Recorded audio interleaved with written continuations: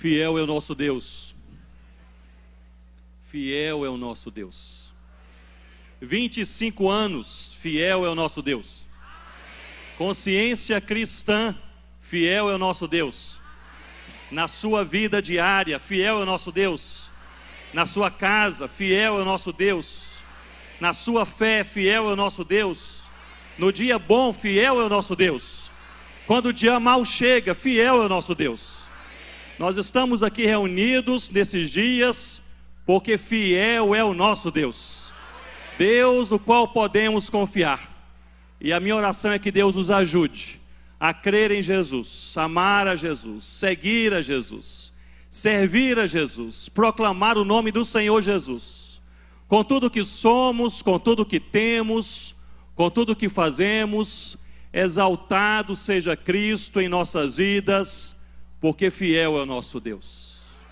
Abra comigo a sua Bíblia em Atos capítulo 23, leremos o versículo 11. Atos capítulo 23, leremos inicialmente apenas um versículo, o versículo 11. Eu tenho observado que a falta de equilíbrio teológico e prático tem sido, meus irmãos e irmãs, um dos principais desafios do povo de Deus em nosso país e em nossa geração. Nós temos essa tendência humana, carnal, de abraçar um valor cristão e deixar outro de lado, de abraçar um valor cristão e nos esquecermos de outro. Mas há diversos valores cristãos que precisam caminhar de mãos dadas a cada dia da nossa vida. E dois deles são estes: nós precisamos guardar a nossa fé em Cristo Jesus e proclamar a nossa fé em Cristo Jesus ao mesmo tempo. Nós somos chamados por Deus, e esse é o seu chamado, para que você guarde a sua fé em Cristo e para que você proclame a sua fé em Cristo. O primeiro missiólogo protestante, holandês, teólogo, homem de Deus, século 17, chamado Gisbert Voetius, ele dizia sobre a igreja, que a igreja de Cristo, ela é vocatio et missio, ou seja, é chamada e enviada, é chamada por Deus em Cristo Jesus para a salvação e é enviada por Deus em Cristo Jesus para a missão. E ele dizia, ao mesmo tempo. Eu gostaria de convidá-lo, de conclamá-lo nesta noite, em nome do Cordeiro Jesus, a você guardar e proclamar a sua fé em sua vida ao mesmo tempo. Observe comigo, quando nós proclamamos a nossa fé, se a igreja assim o faz, proclama a sua fé, mas não aguarda, essa igreja se torna uma igreja nominal. É uma igreja que fala de Deus ao mundo, mas perde a sua casa. Fala de Deus às nações, mas perde o seu próprio coração. Essa igreja perde a sua essência. O contrário também é verdadeiro. Se nós guardamos a nossa fé, mas não a proclamamos, nós nos tornamos uma igreja infrutífera. É sal que não salga, é luz que não brilha, é árvore que não frutifica. Nós perdemos a nossa missão. Portanto, o chamado de Deus para o meu coração e para o seu coração é nós guardarmos a nossa fé em Cristo Jesus como nosso tesouro mais precioso. Diga comigo, mais precioso. E nós proclamarmos a nossa fé em Cristo Jesus como a nossa mensagem mais preciosa. Diga comigo, mais preciosa. Guarde a sua fé. Proclame a sua fé, em nome do Senhor Jesus. Fique de pé comigo para lermos juntos a palavra de Deus, Atos capítulo 23. Versículo 11. Trata-se de uma ordem do Senhor Jesus, que alterou o rumo da história e o rumo da missão, e fez com que o evangelho do próprio Cristo alcançasse lugares impensáveis. Diz assim a palavra do Senhor. Na noite seguinte, o Senhor, trata-se do Senhor Jesus, O Senhor, pondo-se ao lado dele, disse: o que, irmãos? Mais uma vez, todos juntos? Coragem, pois do modo porque deste testemunho a meu respeito em Jerusalém, assim importa que também o faças em Roma. Louvado seja o nome do Senhor Jesus. Senhor, a palavra é do Senhor, nossos corações pertencem ao Senhor. O que o Senhor tem feito ao longo dos anos, aqui nesses encontros, a glória do Senhor. Fala conosco uma vez mais, em nome do Senhor Jesus. Amém, ó Deus. Podem se assentar com as suas Bíblias, por favor, abertas comigo nesse texto. Nós percebemos que o Evangelho do Senhor Jesus, ele se espalhou no primeiro século por meio de alguns impulsos.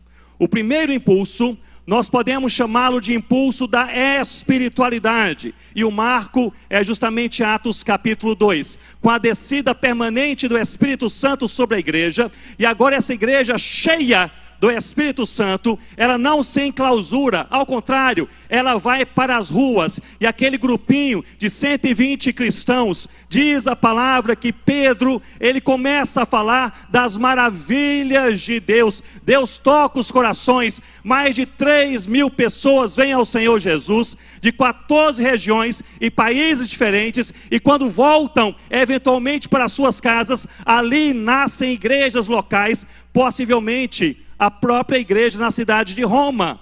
É o impulso da espiritualidade, Atos capítulo 2.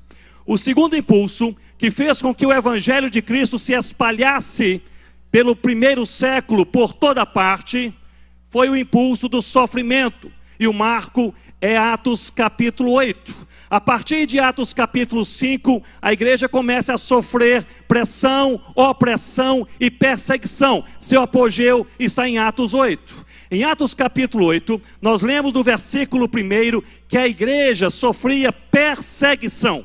A palavra grega ali para perseguição é diogmos, que significa literalmente um sofrimento físico, na pele, quando o seu corpo está doendo. No versículo 2, diz que a igreja chora, lamenta, pranteia a morte de Estevão. E a palavra ali, pranto, lamento, kopetos, significa uma dor da alma, é o sofrimento emocional. Versículo 1, sofrimento físico. Versículo 2, sofrimento emocional. No versículo 3, nós lemos que Saulo, ele assolava a igreja. Ali a raiz do verbo assolar, lumaino, é uma raiz muito parecida àquela que encontramos em João capítulo 10, versículo 10, onde lemos que o ladrão ele veio matar, roubar e destruir, ou seja, um sofrimento espiritual. Vejam como o Espírito Santo pinta com essas cores plenas no capítulo 8 a realidade da igreja que sofre no livro de Atos. Sofrimento físico, versículo 1. Sofrimento emocional, versículo 2. Sofrimento espiritual, versículo 3. Mas Deus intervém. E no versículo 4 nós lemos assim: aqueles que foram dispersos iam por toda parte pregando a palavra de Deus. É o impulso do sofrimento. Mesmo perante o dia mau, Deus faz com que o Evangelho de Cristo se espalhe por toda a terra. Em Atos capítulo 13, nós encontramos o terceiro impulso que espalhou o Evangelho do Senhor Jesus no primeiro século. Atos 2, impulso da espiritualidade. Atos 8, impulso do sofrimento. Atos 13, impulso do envio missionário. E agora estamos em Antioquia, e encontramos Paulo, e encontramos Barnabé, e diz ali em Atos capítulo 13, no versículo 2, que serviam eles, Paulo e Barnabé, ao Senhor, quando o Espírito Santo disse: separai-me para a obra a que os tenho ordenado, de alcance, de evangelização dos gentios. É interessante que este verbo, servindo eles, este verbo servir, o verbo grego leiturgunton significa aqui, de uma maneira livre, uma tradução livre, que Paulo e Barnabé, eles eram uma bênção na igreja em Antioquia, E como eles eram uma bênção na igreja em Antioquia, o Espírito Santo disse: separai-me para que sejam enviados como missionários até os confins da terra. Nós encontramos aqui, meus irmãos e irmãs, um princípio missionário. E o princípio é este: não envie para longe quem não é uma bênção perto. Aquele jovem da sua igreja, aquela jovem da sua igreja, que se diz com um chamado missionário, para a Índia, para o Japão, para o sertão, mas é problemático, criador de casos, fomenta divisões, invista em sua vida para que amadureça e eventualmente seja enviado, mas não envie para longe quem não está pronto. Eles eram uma bênção em Antioquia, disse o Espírito Santo: serão uma bênção nos confins da terra.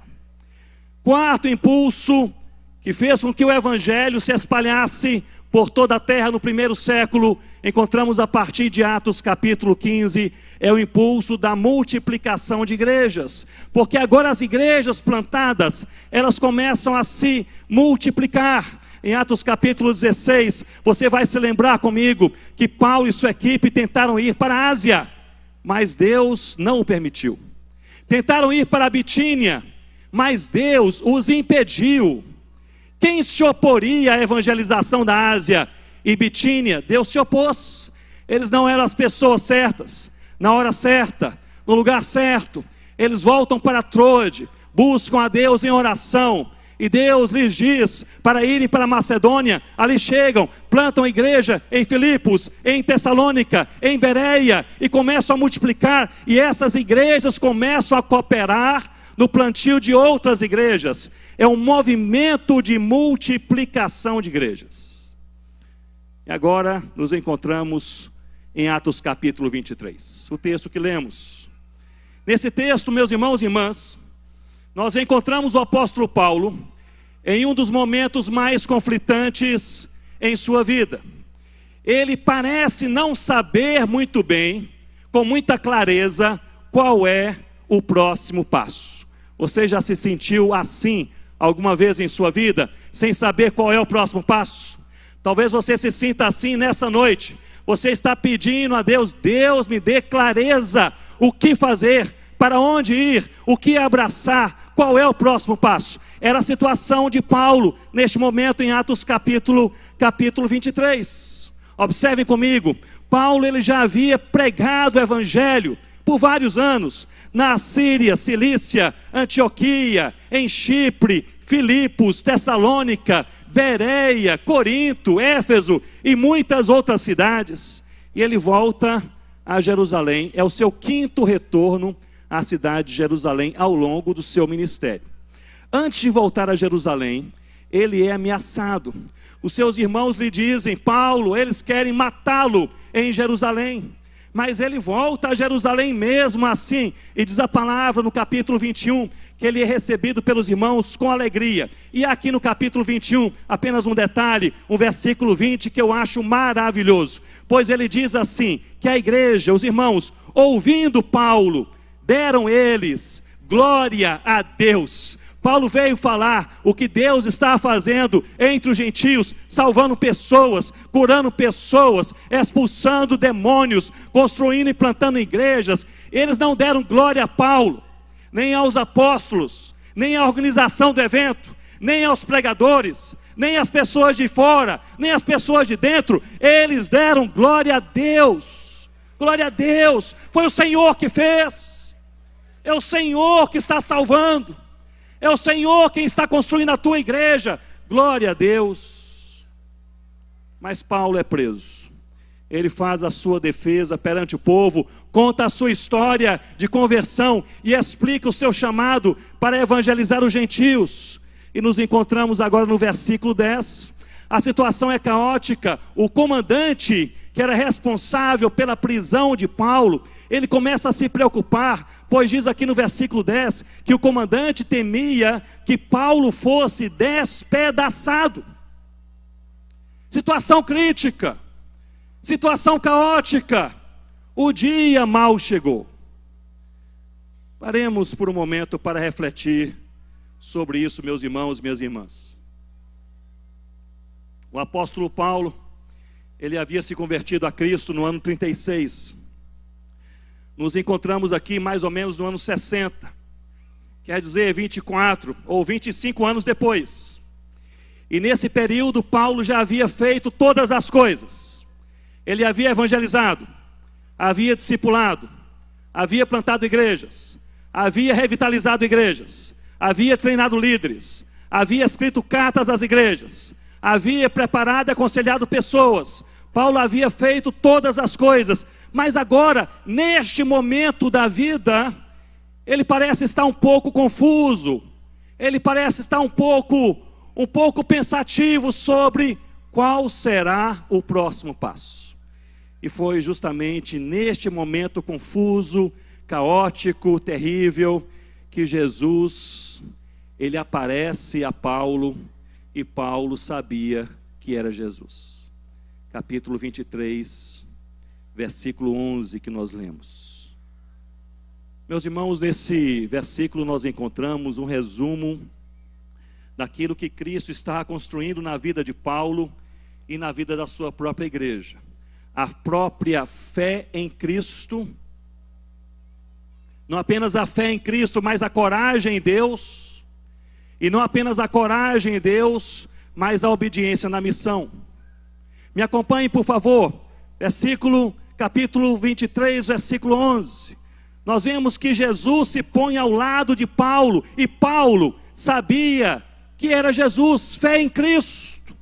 Na teologia paulina, quem é Jesus? As 4 respostas mais repetidas pelo apóstolo Paulo em suas cartas: Deus. Jesus é Deus encarnado em homem. Jesus é o Senhor dos senhores, é o Salvador de todo aquele que crê, é o soberano, magnífico, insubstituível, Rei dos reis.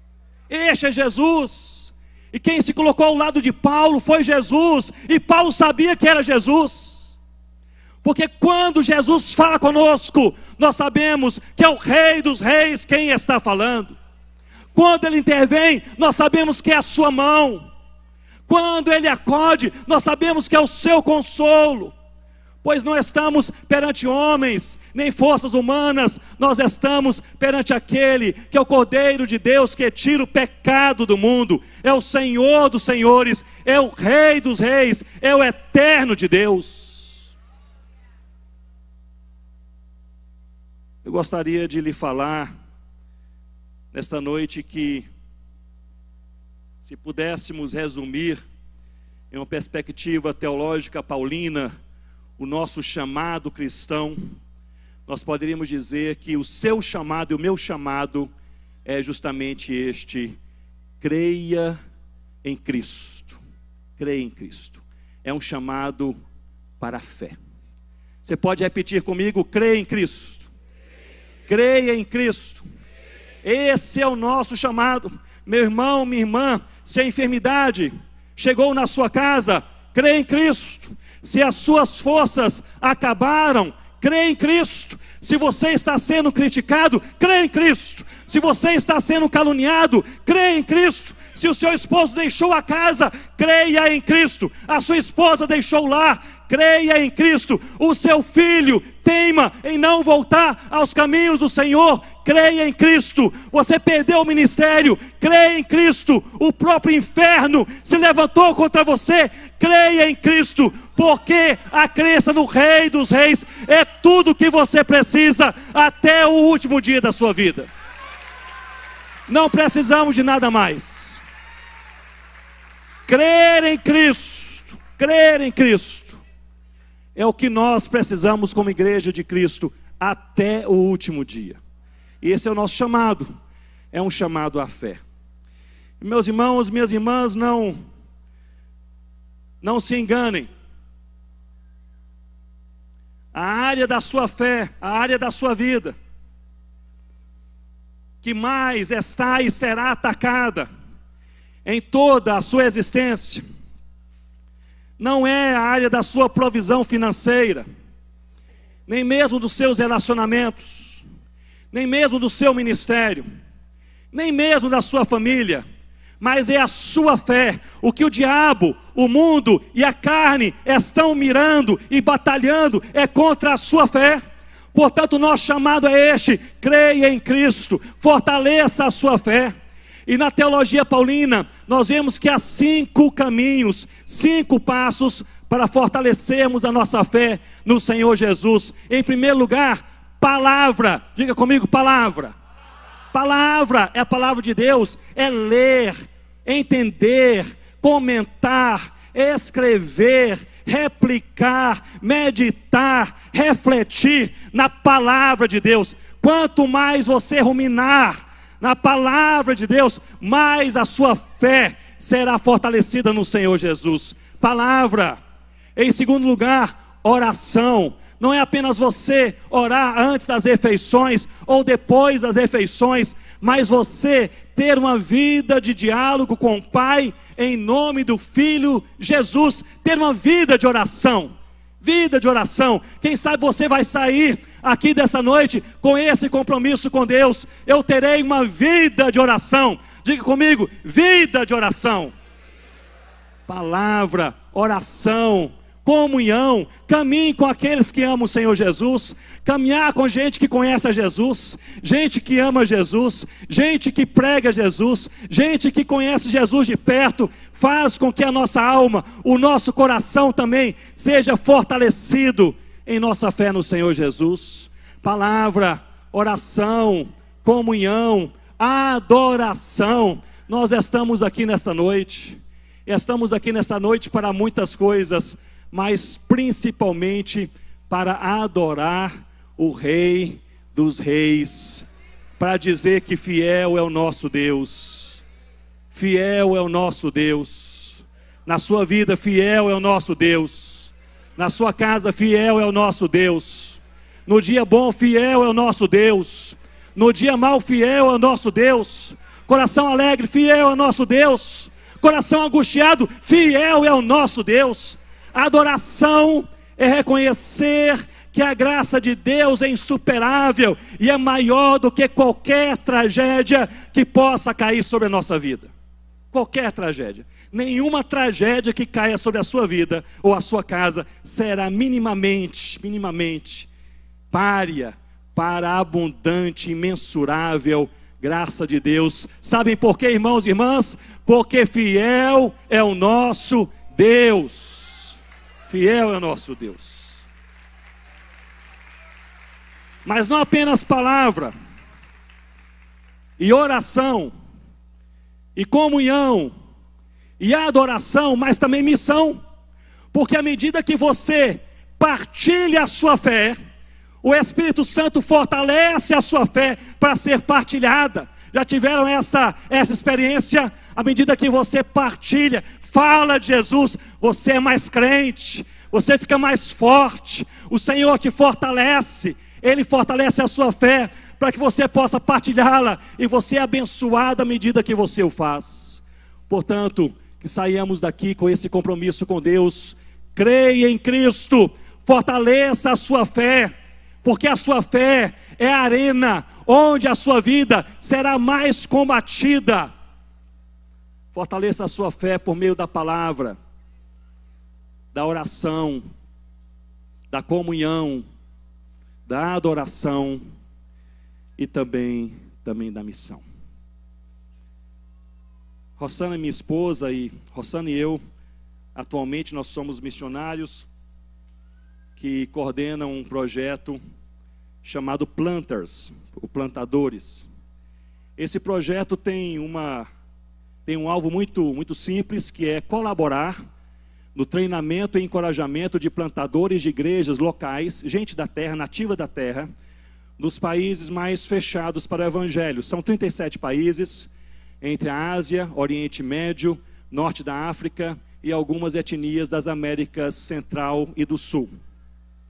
E temos trabalhado nesse projeto já há alguns anos. E cerca de 4 anos atrás eu estava em um certo país no Oriente Médio, não darei detalhes por questão de segurança, mas ali falando justamente sobre a fé no Senhor Jesus.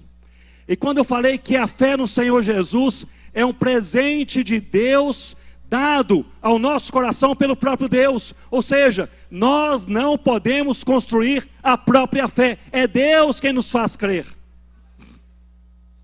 Ao falar sobre isso, uma senhora, uma jovem senhora, que estava ali naquele treinamento, ela levantou a sua mão e disse: Ronaldo, eu gostaria de contar a minha história. Eu fiquei impressionado e maravilhado com aquela história.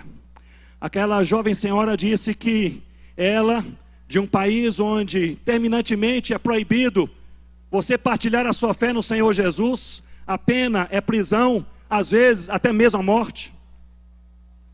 E ali ela frequentava a universidade com o seu irmão mais jovem.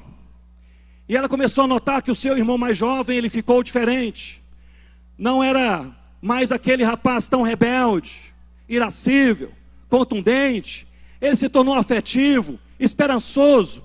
Ela não sabia o que estava acontecendo. Certo dia, ela estava em casa, morava ela, o irmão mais jovem e os seus pais em uma casa. Pela madrugada, a polícia secreta entrou naquela casa, tomou aquele rapaz, prendeu aquele rapaz e disse: nós temos uma acusação com testemunhas que ele se tornou cristão. Foi um choque para todos. O rapaz foi preso. Aquela irmã mais velha começou a visitá-lo na prisão e ver o seu sofrimento, mês após mês, terrível sofrimento.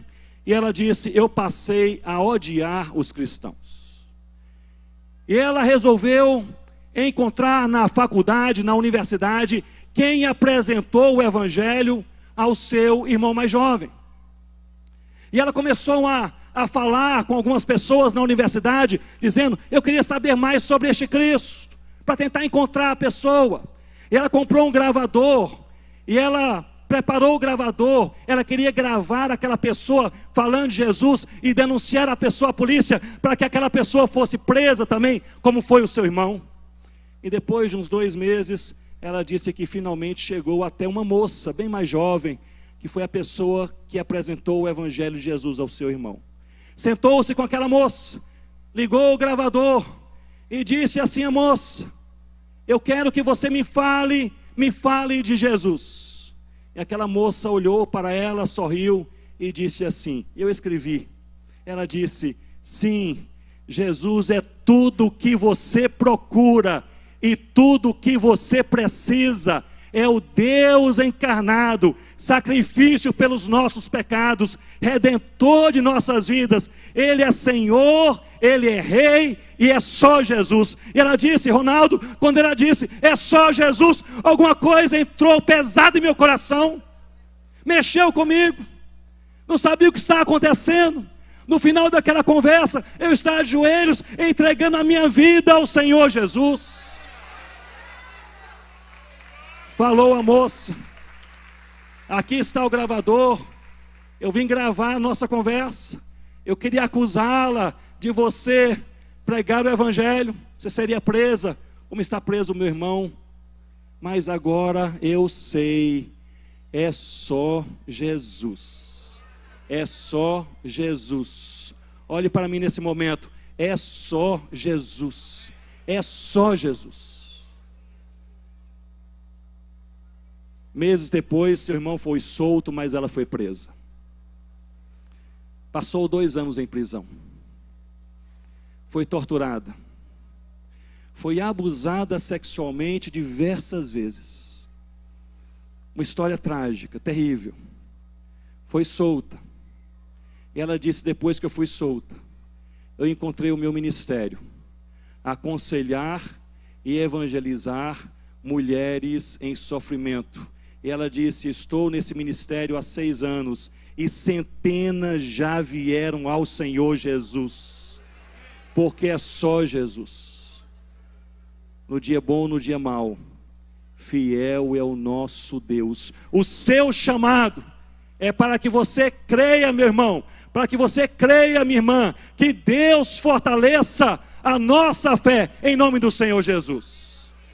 Mas não apenas crer, é necessário também, olhemos aqui o texto, capítulo 23, versículo 11, é necessário ter algo mais, para cumprir a missão, para pregar o evangelho. Jesus, pondo-se ao lado dele, disse: o que, irmãos? Foi fraco. O que, irmãos? Coragem. Coragem. Coragem. Do modo que você deu testemunho a meu respeito, Paulo, em Jerusalém, eu quero que você o faça. Aonde, meus irmãos? Em Roma. É interessante, quando eu trabalhava com tradução bíblica, algo que chamou a minha atenção é que essas três palavras, coragem, traduzidas em português como coragem, intrepidez e ousadia, são palavras que estão sempre na mesma trilha. Sempre na mesma trilha. E sempre conectadas quando Deus chama, desperta e envia o seu povo para cumprir a missão.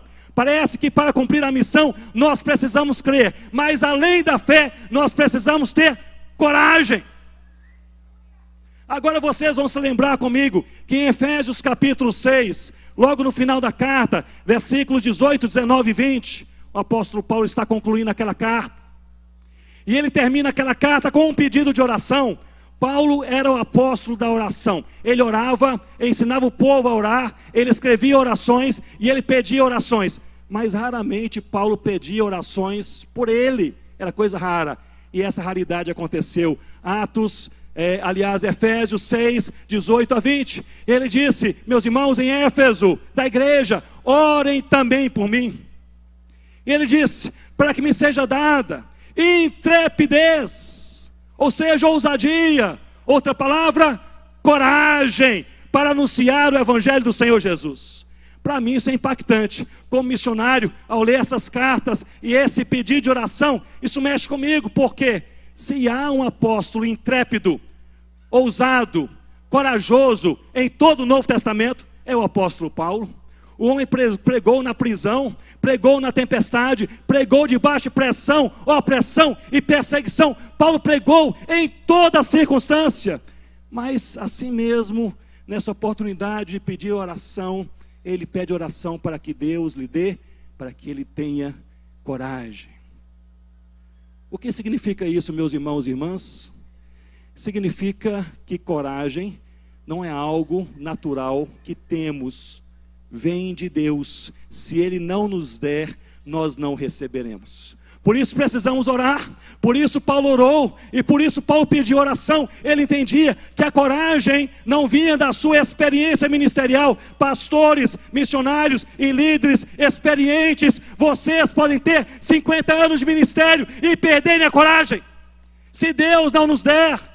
E nós precisamos orar por coragem renovada a cada novo momento da nossa vida, em nome do Senhor Jesus. Igreja brasileira, mesmo com tantos livros e palestras e pregações e compreensões e seminários e reflexões, se Deus não nos der, nós perderemos a coragem. Por isso precisamos nos quebrantar em uma noite como essa e clamar ao Senhor: Senhor, nos encha de coragem para viver e pregar o evangelho do Senhor Jesus. Coragem, precisamos de coragem. É por isso, irmãos e irmãs, que vemos que durante momentos de avivamento, quando Deus intervém, quando Deus toca o seu povo de maneira peculiar, o povo de Deus, e esse é um dos resultados do avivamento, valorização da palavra, quebrantamento de coração, mudança de vida, santidade ao Senhor e coragem para a missão. Em 1727, a igreja moraviana experimentou um despertamento para a oração. Pessoas começaram a se revezar em oração 24 horas por dia. E eles fizeram isso, pasmem, por 100 anos, orando para que Deus pudesse salvar as nações. Enviaram nesse período cerca de 3.600 missionários ao longo de um século e criaram um lema. E o lema era este: eis o Cordeiro, vamos segui-lo. Deus deu um avivamento, o povo recebeu coragem. A partir de 1730, John Wesley, movido por Deus, iniciou uma jornada de pregação pública Pregação da palavra de Deus 2 a 3 vezes ao dia, em geral, durante 50 anos. 50 anos. A maior parte ao ar livre, tendo percorrido 175 mil quilômetros a cavalo, pregando ao longo da sua vida 40 mil sermões, dezenas de milhares de pessoas vieram ao Senhor Jesus. Deus deu avivamento, o povo recebeu coragem. Fruto de um avivamento, em 1739, um homem, na verdade um jovem, 24 anos de idade, chamado George Whitefield, pregou seu primeiro sermão aos mineradores de carvão na cidade de Bristol, na Inglaterra. E ele seguiu pregando sermões todos os dias, ao longo de mais de 30 anos. Dezenas de milhares de pessoas vieram ao Senhor Jesus. Deus deu avivamento, o povo recebeu coragem.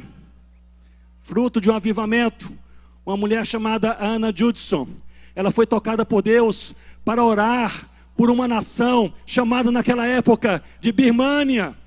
E ela levantava de madrugada todos os dias, ao longo de mais de 10 anos, todos os dias. Deus levanta um missionário para a Birmânia, ainda não alcançada. Em 1806, Deus respondeu a sua oração e levantou o seu próprio filho, Adoniran Judson, que foi para a Birmânia e sofreu pressão, perseguição, opressão, mas saiu daquele país, deixando ali mais de 100 igrejas plantadas, 8 mil crentes no Senhor Jesus e 70 pastores locais.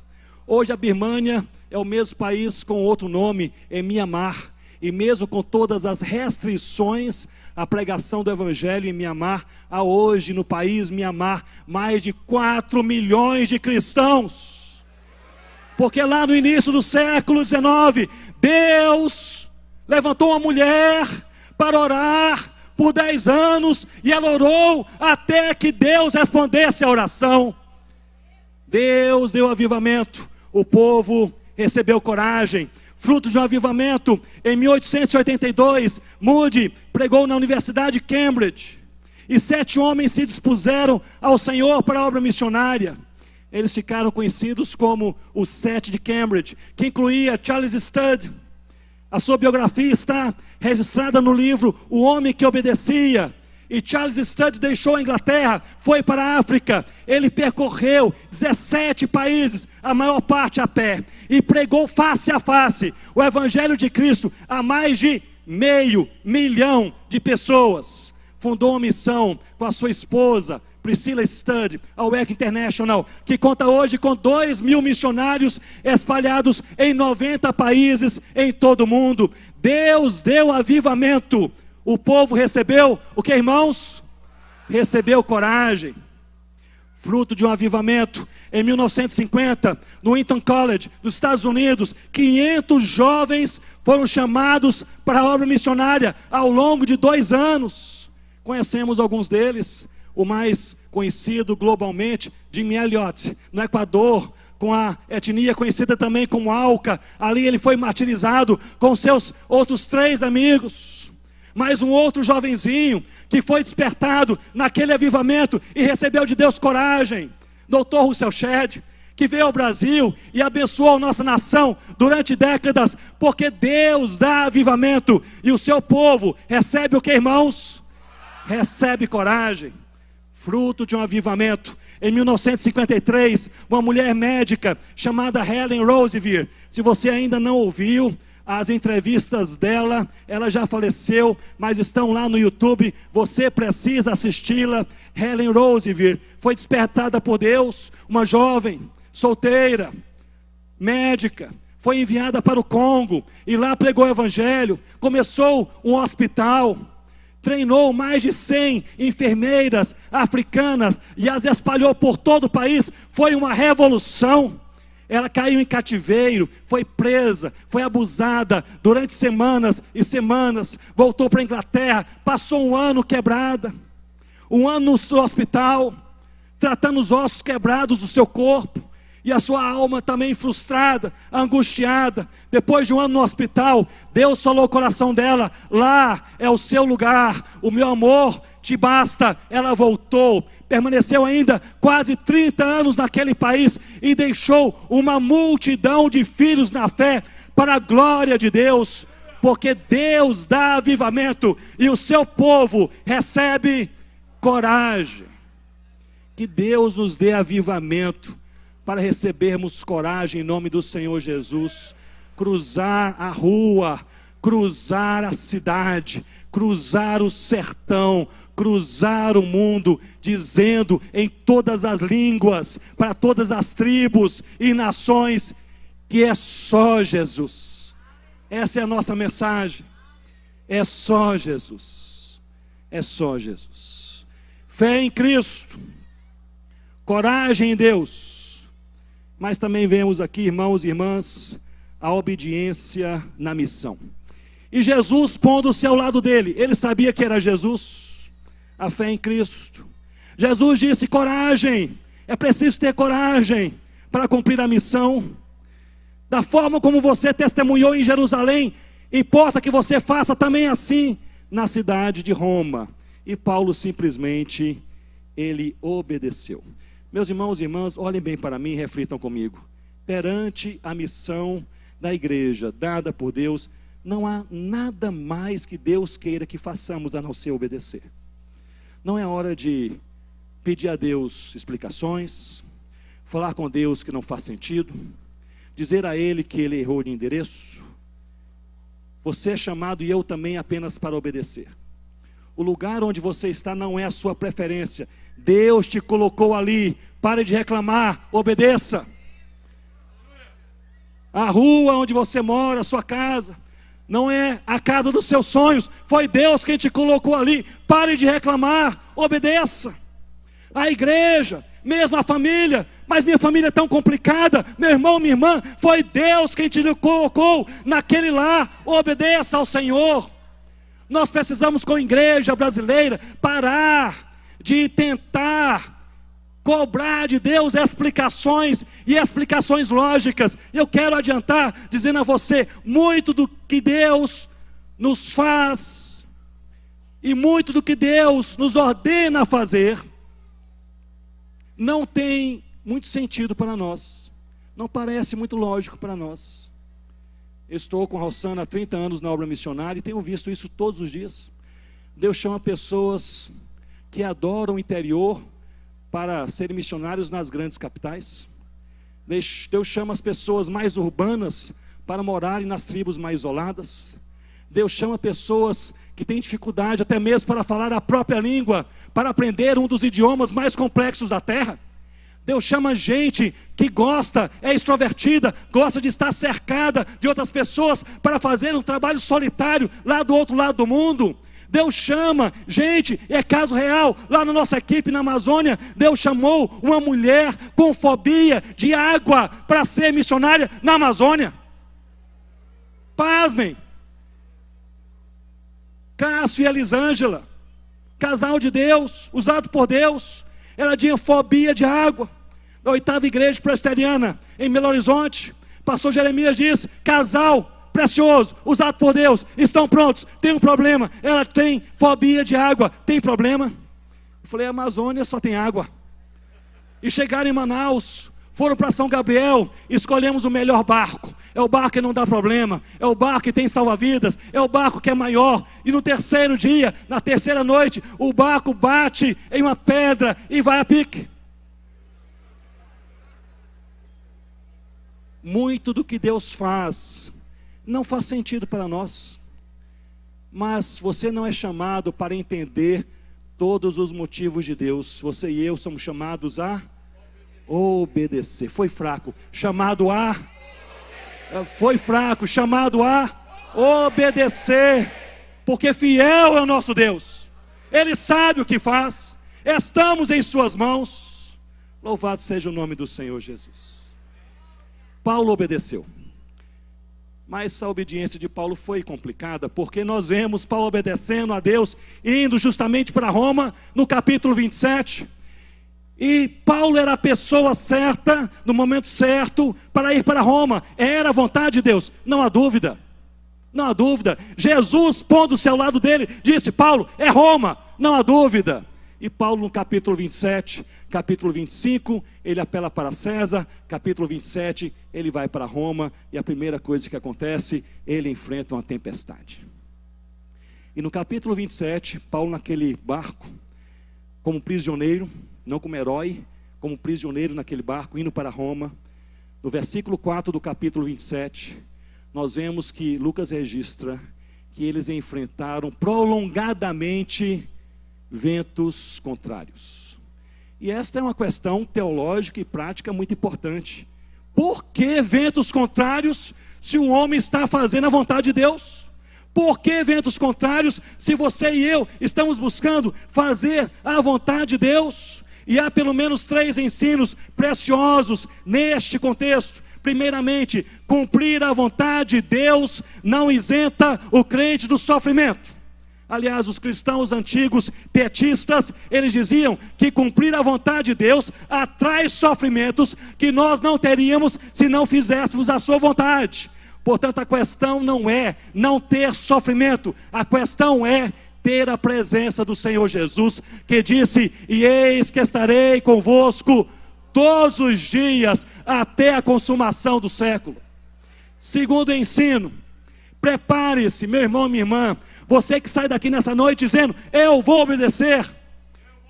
Prepare-se para os ventos contrários. Prepare-se para os ventos contrários. Ventos contrários no seu coração. Ventos contrários na sua casa. Ventos contrários na sua igreja. Ventos contrários no seu emprego. Prepare-se para ventos contrários. Nós não temos nenhuma promessa na palavra que diz que fazendo a vontade de Deus não enfrentaremos sofrimentos. Nós temos a promessa do Senhor Jesus que diz que no meio do sofrimento Ele estará conosco todos os dias. Todos os dias. Todos os dias. Terceiro ensino: você chegará em Roma com ventos contrários ou sem ventos contrários, se é a vontade de Deus, lá nós chegaremos em nome do Senhor Jesus, porque não é pela autoridade da igreja que envia, do missionário que vai, daquele que é o diretor da empresa, ou daquela que é professora na universidade, é pela autoridade do Senhor Jesus, que a vontade de Deus é cumprida. Chegaremos em Roma pela graça de Cristo, porque quem nos chamou e nos enviou, nada menos do que o Rei dos Reis. É o Rei dos Reis. É por isso que chegaremos lá. Portanto, fé em Cristo. Pode dizer comigo: fé em Cristo. Coragem em Deus. Obediência na missão. Eu gostaria de encerrar partilhando com vocês uma história pessoal, talvez alguns já conheçam. Aconteceu comigo e com a Rossana quando éramos ainda missionários, anos atrás, entre os concombas de Gana, noroeste africano. Estávamos ali entre aquela tribo, a tribo falante de uma língua chamada Limompeu, aliás, várias línguas, mas trabalhávamos com essa etnia, que era a etnia Bimompeu, falante dessa língua, Limompeu. E ali começamos a aprender a língua, a aprender a cultura, pregar o evangelho, e uma pessoa veio ao Senhor Jesus. Foi o primeiro homem que veio ao Senhor Jesus em toda aquela região, e veio ao Senhor Jesus, depois de ouvir o evangelho, sozinho, embaixo de uma árvore, e ele era o feiticeiro da aldeia. E imagine ali a minha surpresa, quando alguém falou: o Membá está estranho, pulando e gritando embaixo de uma árvore. Eu olhei, eu falei: mas é ele que é o feiticeiro da aldeia? Sim, é ele mesmo, pulando e gritando, sim. Eu imaginei: o homem está possesso. E ali eu comecei a me aproximar com algumas pessoas. De repente havia uma pequena multidão, e quando me aproximei do Membá, eu percebi que ele gritava apenas uma frase. Ele a repetia, ele dizia: concó não iam, cocó, que significa: agora eu sei, agora de fato eu entendi. E depois de mais de meia hora, o filho mais velho do Membá segura ali no braço direito do seu pai, para ele parar de gritar e parar de pular, ele estava em euforia. Ele perguntou: meu pai, o que você entendeu? Ele parou, olhou para nós, eu estava a 5 metros dele, e ele disse: agora eu entendi que Deus é todo poderoso, Jesus me ama, Ele será a minha salvação eterna. É só Jesus. E ali, Mebar, ele trouxe a Cristo, depois de algumas semanas, os seus 11 filhos e a sua esposa. A vantagem de você ser missionário em locais onde as famílias são grandes, é que uma família se converte e nasceu a igreja. Mebar, 11 filhos e a esposa. Nasceu a igreja, e começamos ali a evangelizar, outras pessoas vieram a Cristo, e resolvemos fazer o primeiro culto aberto naquela aldeia. Que coisa sensacional!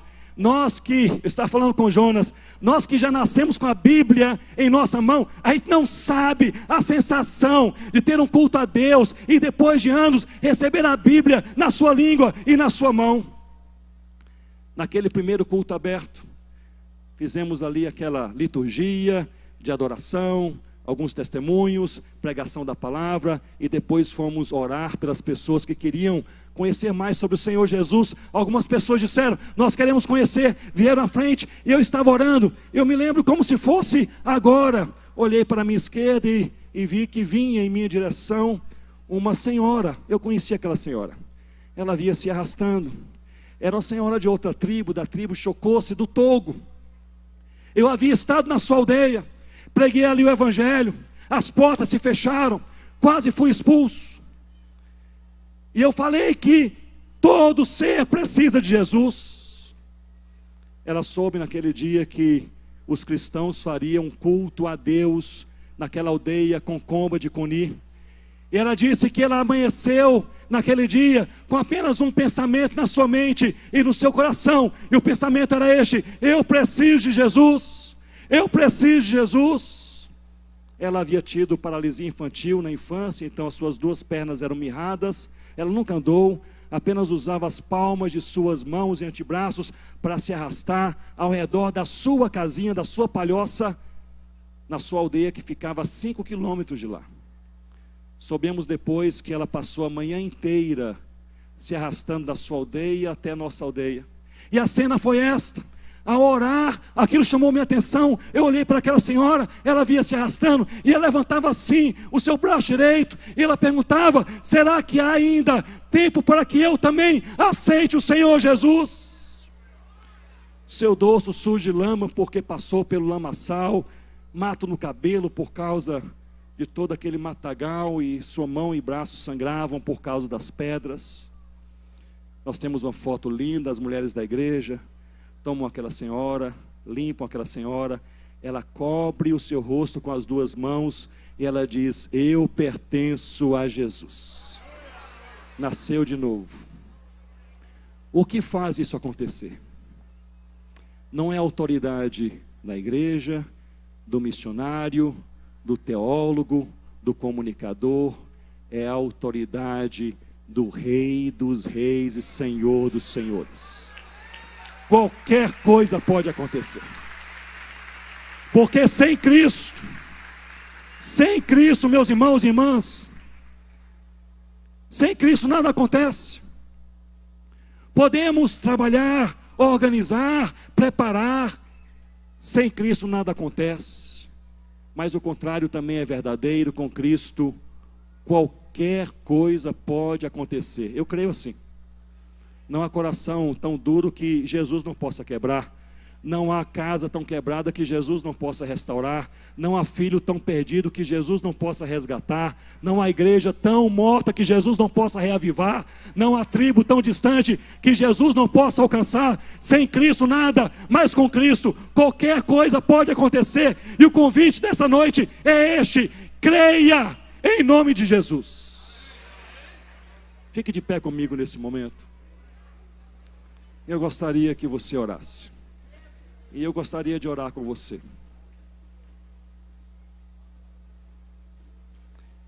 E talvez em seu coração, mediante a palavra de Deus, na ação do Espírito Santo de Deus, talvez você tenha, olhe bem para mim, uma oração nesse momento.